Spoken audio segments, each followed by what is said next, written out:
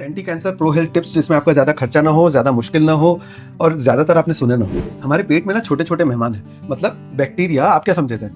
तो good bacteria को बढ़ाने से बैड बैक्टीरिया अपने आप कम होते हैं। और आजकल ये प्रोबायोटिक्स और गट हेल्थ और ये सब बहुत ट्रेंडी हो रहा है, लेकिन हमारे खाने में अपने आप एक तरीका है जिससे हम गुड बैक्टीरिया को बढ़ा सकते हैं। वो है फर्मेंटेशन। दही, कांजी, इडली, जितने भी फर्मेंटेड हेल्दी फूड्स हैं, और अगर आप बहुत फैंसी हैं तो कोम्बुचा टी, ये सब नेचुरल प्रोबायोटिक्स हैं। तो इसके जो बैक्टीरिया हैं वो शॉर्ट चेन फैटी एसिड्स को बढ़ाते हैं, जिससे बहुत सारी बीमारियों का रिस्क कम होता है, जिसमें कोलोन कैंसर, ब्रेस्ट कैंसर जैसी बहुत सारी बीमारियां। तो डेली अपने खाने में कुछ फर्मेंटेड लीजिए। डेली का एक प्रोबायोटिक डोज आपकी बॉडी को मिलता है और आपकी गट हेल्दी रहती है। और हाँ, फर्मेंटेड है लेकिन अल्कोहल हेल्दी नहीं है, क्योंकि अल्कोहल गुड बैक्टीरिया को भी मार देती है और शरीर में बहुत सारी खराब चीजें भी करती है। वैसे ही फर्मेंटेड है लेकिन जलेबी भी हेल्थ फूड नहीं है। पिछले कुछ सालों से लोगों ने हल्दी लेना बहुत ज्यादा चालू कर दिया है। उसका जो एक्टिव इंग्रेडिएंट होता है क्यूरक्यूमिन, वो एंटी इन्फ्लेमेटरी है, एंटीऑक्सीडेंट है, हमारे सेल्स के लिए बहुत अच्छा है। लेकिन पीने से कितना क्यूरक्यूमिन हमारी बॉडी में पहुंचता है? Less than 0.1%। तो इसका एक तोड़ आपके किचन में है काली मिर्च। काली मिर्च में जो पेपरिन रहता है वो हल्दी के एब्जॉर्प्शन को 20 गुना बढ़ा देता है, जिससे वो जो गुडनेस है वो आपके सेल्स तक पहुंचे और आपकी हेल्थ को फायदा करे। एक जमाना था अंग्रेज पागल हो जाते थे काली मिर्च के लिए, फिर वो पोर्चुगीज हमारे यहाँ पे लाल हरी वाली मिर्च ले आए, तो हमने काली मिर्च का कंजम्पशन धीरे धीरे कम कर दिया। काली मिर्च को अपने तड़के में फिर से यूज करना चालू करिए, खासकर जहाँ पे भी आप हल्दी भी यूज कर रहे हैं। हमारे खाने से ही हमको काफी क्यूरक्यूमिन मिल जाएगा। दादी बचपन में बोलती थी कि अगर कढ़ाई से सीधे खाओगे तो शादी में बरसात होगी। आपने सुना ही वाला? वैसे दो रियल हेल्थ इफेक्ट्स हैं।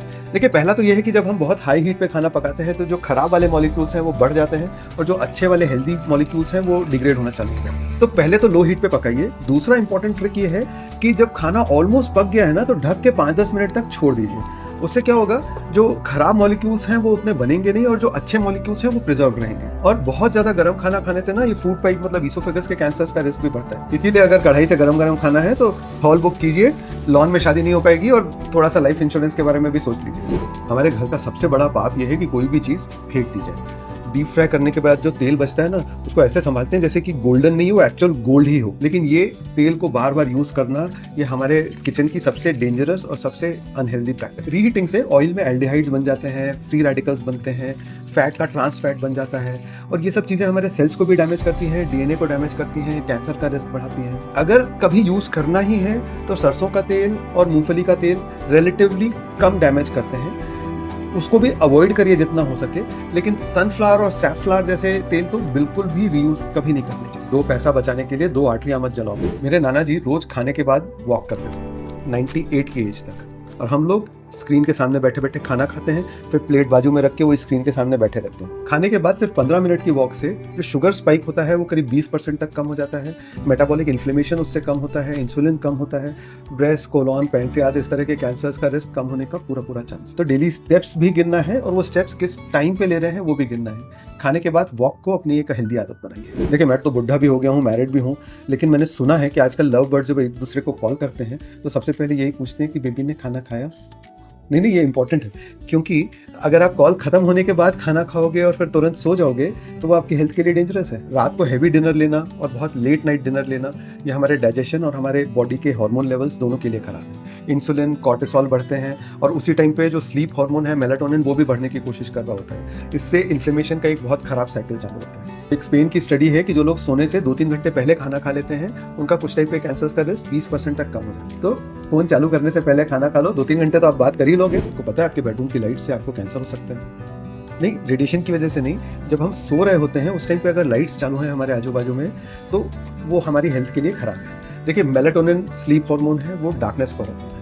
थोड़ी सी भी अगर लाइट आती रहेगी तो मेलाटोनिन का जो प्रोडक्शन है वो करीब 40% कम हो जाता है। और मेलाटोनिन सिर्फ स्लीप हार्मोन नहीं है, ये एंटीऑक्सीडेंट भी है और ट्यूमर सप्रेसर भी है। इसीलिए नाइट शिफ्ट को आजकल प्रोबेबल कार्सिनोजन की कैटेगरी में डाला गया है, क्योंकि अगर आपका दिन का साइकिल डिस्टर्ब होता है तो कैंसर होने का रिस्क थोड़ा सा बढ़ता हुआ ऐसा लग रहा है। तो अगर आप इतने लकी हैं कि आपको रोज रात को सोने का मौका मिल रहा है तो कंप्लीट अंधेरे में सोइए, वो आपकी नींद भी इंप्रूव करेगा और आपकी बॉडी को और हेल्दी भी रखेगा। सोने के लिए वीडियो बंद कर रहे हैं तो पहले सब्सक्राइब कर लीजिए, फिर बंद करिए। आपने देखा है एल्डरली लोगों को गार्डनिंग का शौक ज्यादा होता है। कहीं उसका उल्टा तो नहीं कि जिनको गार्डनिंग का शौक ज्यादा होता है वो उस एज तक पहुंचते ज्यादा है। देखिए, गार्डनिंग के 2 फायदे हैं। एक तो गार्डनिंग करने से, अपने हाथ से काम करने से, मिट्टी से जुड़ने से हमारे स्ट्रेस लेवल्स कम होते हैं, उससे हमारी इम्यूनिटी को बूस्ट मिलता है। हमारी बॉडी का फर्स्ट डिफेंस है कैंसर के अगेंस्ट, वो हमारी इम्यूनिटी है।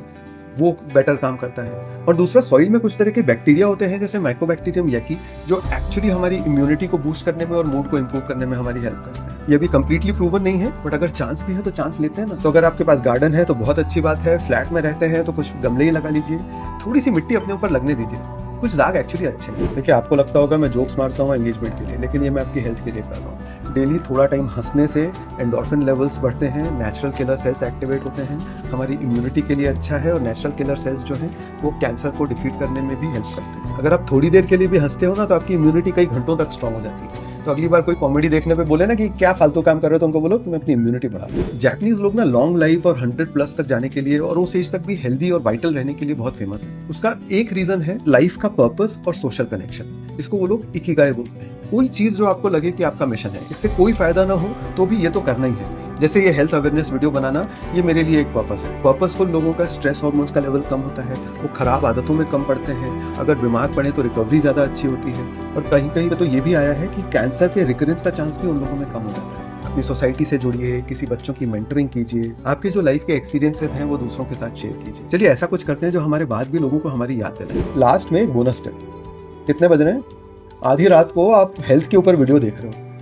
जो ये स्क्रीन की ब्लू लाइट होती है वो हमारे मेलेटोनिन को सबसे ज्यादा सप्रेस करती है। इसलिए चुपचाप स्क्रीन बंद करिए और सो जाइए। सब्सक्राइब नहीं किया है तो कल सुबह कर लीजिएगा।